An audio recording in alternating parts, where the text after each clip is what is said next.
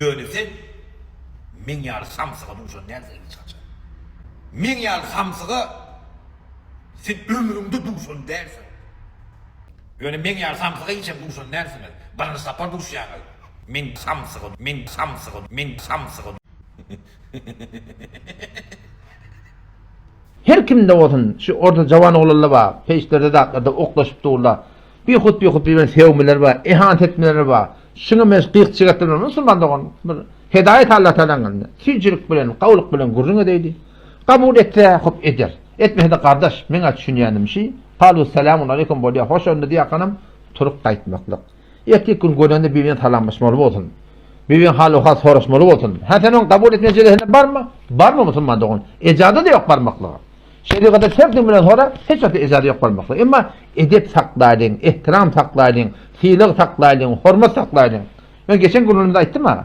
Men gurrunnemden keşjekmiňiz, jogap berjekmiňiz? Hiç aýby ýok Müslüman da onun. Ketin, Hanefi mezhep boýunça jogap beriň, emma bi edebi etmeň.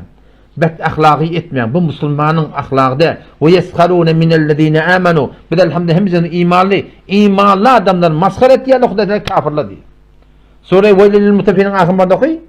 Şoları ki innellezine ecemu kafirla imanlı adamları gülüyer diye. Kafirin ahlakı şey Müslümanı görüp gülmeklik. Müslüman maskar etmeklik, Müslümanı barmak çamlatmaklık, oğuyla cak gülmeklik, şu Müslüman doğun kafirin ahlakı, Müslümanın ahlakı. Otamşa da haýyşym şu Müslüman dogulam inşallah. Bulunmasa durlanmar dipdir. Bulunp dämi? İnşallah durlanır. Men Allah Taaladan umidim var, şuň ýygy gawlyga barar diýip.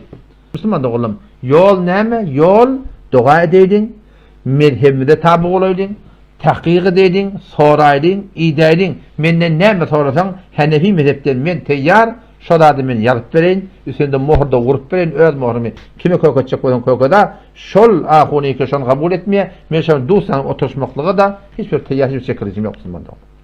Otaşda inşallah himmet edeýin. Bulun muhaddurlanmar diýipdir. İnşallah durlanar, gaýgatmaýly. Hudaý Taala ýol açar, hidayet Allah Taala'nın dedi. Näşe arkanda kitapdy, Hujjatullahil Baligha diýip. Hujjatullahil Balighada Şahulillah de rahmetullahi aleyh näme diýär? Türkmen ilahyna bir terjime Guranmadyr. Kadim tercüme Kur'an'da Farsi bir formaktır. Evvelin var Kur'an'ı tercüme eden Şahulillah Dehlevi rahmetullahi aleyh. Şol alim Rabbani şu kadar ilme yetipdir şu mezhep derecek bottur cedid. Peygamber Aleyhisselam dişine girip dört mezhepten çıkma ve Hanefi mezhepten sonra doğru kavluk bağlanmak sonra düşündürtdürler diye. Öyle ki kitabından. O şey doğrultusunda şu alim ne diye her yerde ihtilaf köpelse Allah'tan rahmet kapsın kapyaşı diye. İhtilaf ne köpel diye? Hak haydır diye.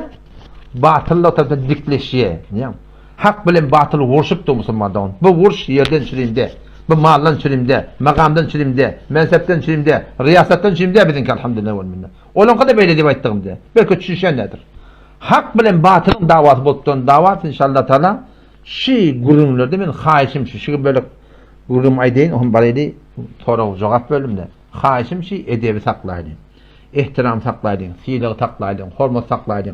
Doğunun hem sayan ol bi temin hem fikir dämi hem ray dämi dost soğusa ayt bagışlı kardeş men hem aytgaryn kabul etmeýän bagydan kabul etmeýän ýöne bi edebi etmäli bi ihtirami etmäli bura gılıpda bura dedin mi sonra bagışla diýip de suratynda bir salam aleyküm inşallah Taala bolup dursun inşallah.